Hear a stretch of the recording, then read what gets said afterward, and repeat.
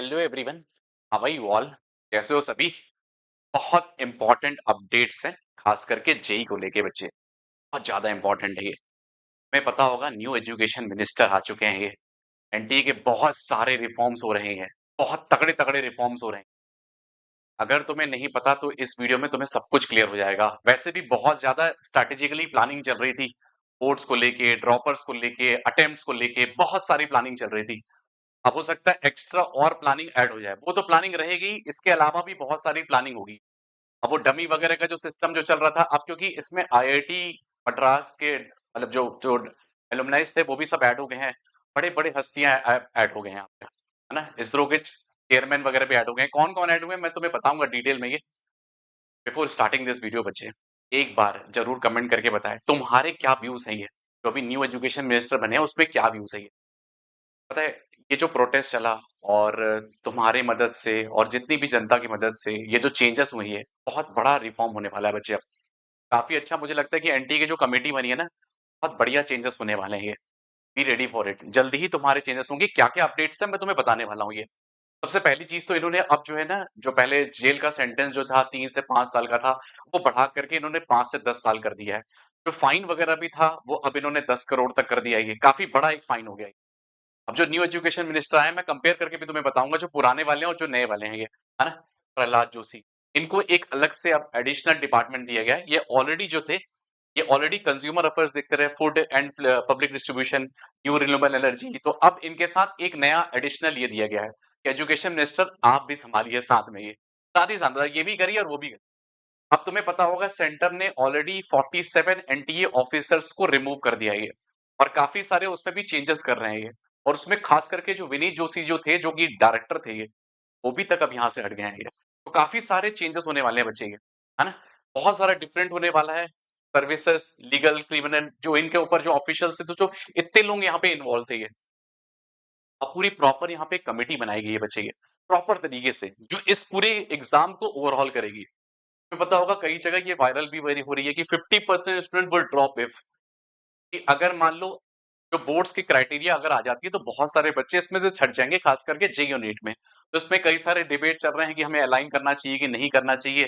ठीक है, तो बहुत सारे रिफॉर्म्स हो रहे हैं ये।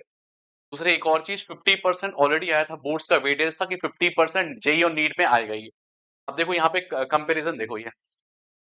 Signed as education minister MA है, ये बीए है, संबलपुर बीजेपी से हैं, 20 साल से पार्लियामेंट संभाल रहे हैं। ये एजुकेशन, स्किल डेवलपमेंट और पेट्रोलियम है ये कंज्यूमर्स देख रहे थे।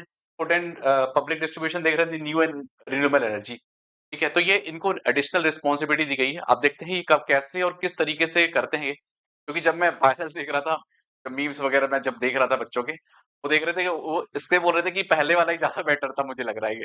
लेट्स सी अब क्या होता है, ये तो हमें वक्त ही बताएगा कि क्या होने वाला है, क्या बेटर होने वाला है ये। ठीक है, अब जो है, जो टास्क जो कम्युनिटी बनाई गई है, वो 5-6 लोगों की कम्युनिटी बनाई गई है कि अ, नंदन निखलकनी जो है वो मेन लीड करेंगे इस टीम को। ये जो टास्क फोर्स जो बनाया गया एनटीए एग्जाम रिफॉर्म्स के लिए, ये 6 लोगों की कम्युनिटी बनाई गई है। ठीक है, नंदन की, पी कामाकोटी, एस देखो कौन कौन है। इसरो के चेयरमैन है ये तपन, अनीता, अमृतलाल, ये सारे के सारे तुम देखोगे आईआईटी से हैं। ऑलरेडी इनका बैकग्राउंड बहुत स्ट्रांग है ये। नहीं लगता कि मतलब अब थोड़ा कुछ खराब होना चाहिए, खास करके एनटीए को लेके, क्योंकि ऐसे लोग जब डिजाइन करेंगे ना, तो मुझे लगता है बेस्ट लेके आएगा। देखो लिखा हुआ है, my name has been announced among the multidisciplinary group of domain expert that will help remember the NTA examination, specially from the technology perspective and for the structural reform in the system. ये है ना, ये कौन कह रहे हैं, director जो है वो आईआईटी मद्रास की है। The exam system is involving the technology intervention extremely important for conducting the exams. The system should be transparent. If a student scores a 90 marks, then the NTA must say how this marks has been calculated. This is very where technology is needed. There should be a structure where everyone is accountable. हम यही कह रहे थे, accountability होनी चाहिए, reforms proper होना चाहिए, कैसे आए marks, क्यों आए, किस लिए आए, ये सब चीजें होनी चाहिए। To conduct exam, a big structure is needed. Who is doing which part is to be reviewed. ठीक है, we call it a structural organization. There should be the structure where everyone is accountable so that the system is foolproof as possible. That is what will we recommend. ठीक है, तो I think ये मुझे लगता है कि काफी अच्छा एक रिफॉर्म्स होने वाले हैं। Technology intervention extremely important for conducting the exams ये। अब मुझे लगता है कि टेक्नोलॉजी ड्रिवन होगा ये, तो 100% मुझे श्योर लगता है कि ये जो नीट का एग्जाम है ये सीबीडी मोड में आ जाएगा। ये ऑलरेडी अलाइन है ये। ठीक है? तो जो जो बच्चे नीट-वीट की अगर ये वीडियो देख रहे हैं नीट के रिलेटेड, मेरे बच्चे मैं ये कहूँगा कि अब जो है प्रॉपरली सीबीटी की तैयारी चालू कर दो। क्योंकि ऐसे लोग इन्वॉल्व हो गए हैं जो मतलब मुझे लगता है 100% चांसेस है कि वो होने की अभी है। अब रुकावट में खेती नहीं आएगी। तो अब जो है ना जो पहले वो क्राइटेरिया थी जैसे 50% मार्क्स की जो जेईई की क्राइटेरिया थी, मल्टीपल अटेम्प्ट्स के होने की तैयारी मतलब जो तैयारी चल रही थी, वो ड्रॉपर्स का भी कुछ इधर-उधर कर सकते हैं चीज़ें। अब जो भी होगा देखो बच्चे, तुम्हें उसके लिए अलाइन रहना है। मतलब ऐसा ना हो कि तुम अलाइन नहीं हो। खास करके जो 12th का बच्चा है, मैं यही रिकमेंड करूँगा अभी भी अगर तुम बोर्ड्स का ध्यान नहीं दे रहे हो, तो बोर्ड्स का बिल्कुल पैरेलली ध्यान दो जेईई के साथ। अदरवाइज़ सारी चीज़ें तुम्हारी मतलब तुम देखोगे फिर ऐसा ना हो जाएगा अचानक से तुम्हें बताया गया। क्योंकि कई सारे एग्ज़ाम है जैसे मान लो मैंने तुम्हें बताया था मणिपाल एंट्रेंस टेस्ट है ये। ऊपर से तुम देखोगे जेईई एडवांस के भी काफ़ी सारे रिफॉर्म्स होने वाले हैं, जो कि मैंने तुम्हें पहले ऑलरेडी एक वीडियो में बताया था, कि जेईई एडवांस में कैसे-कैसे वो चेंजेस कर रहे हैं, क्या एडाप्टिव टेस्टिंग चल रही है। जब ये सब रिफॉर्म्स होते हैं ना तो एक अचानक से चीज़ें आ जाती हैं। जैसे ओएमआर आया, बहुत अचानक से चीज़ें आएँगी, फिर तुम्हारे लिए बड़ा खतरनाक सी सिचुएशन हो जाएगी। तो अभी जिस लेवल में तुम तैयारी कर रहे हो और तैयारी करते रहो और बेस्ट तरीके से तैयारी करो। टेस्ट वगैरह दो, है ना? मैंने कई सारे तुम्हारे लिए कोर्सेज़ बना दिए बच्चे के। कि तुम डब्ल्यूबीजेईई के लिए तैयारी कर रहे हो या बिटसैट के लिए या कॉमेट के लिए, जिनकी भी तुम तैयारी कर रहे हो। जेईई के अलावा भी जेईई का भी कोर्स आएगा, मैं तुम्हें बता दूँगा कब आएगा वो।